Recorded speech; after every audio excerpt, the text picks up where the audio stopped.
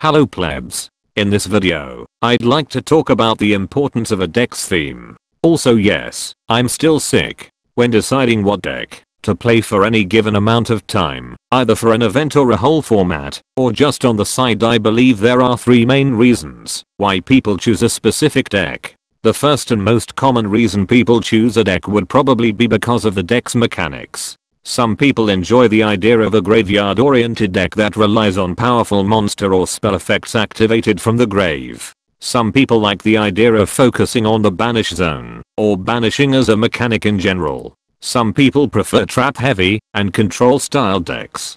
Because some people in this community are sadists and enjoy the idea of flipping over 3 traps per turn and replenishing their torture rack with a card of demise. Anyway, I believe this is the most popular reason for choosing which deck to play, how it flows and runs. The second reason why people choose a deck is simply because it is the best deck.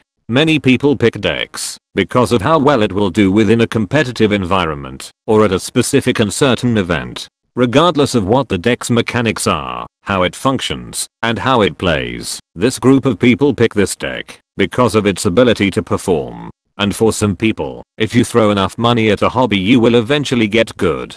The third and final reason for choosing a deck, and what I will be focusing on for the rest of the video, is its theme and its lore. Some people are particularly drawn to certain archetypes because of its theme. Shadows are a deck filled with both Yu-Gi-Oh related lore relating to Dual Terminal, but also have lore outside of the game itself, and with biblical references.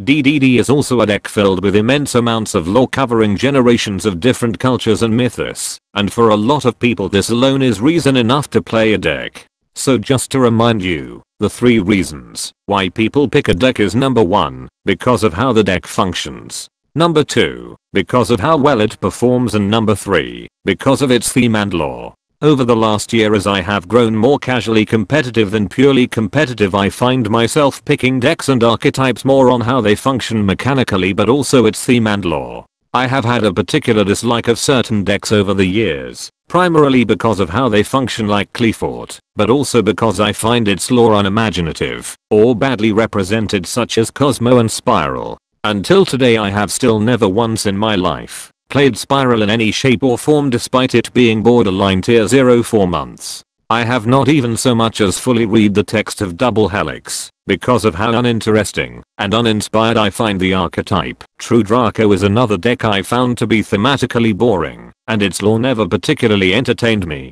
I can proudly say I'm one of the few people who has never summoned a masterpiece in his entire life. Score. For me personally, I think that regardless of how well a deck performs, if I enjoy its mechanics and find its theme to be creative and interesting, that will probably be my favorite deck and the deck I will play for a while. So out of these 3 reasons, how do you order its importance for you personally? What are your favorite themes and lore in Yu-Gi-Oh? And how do you decide which deck to play?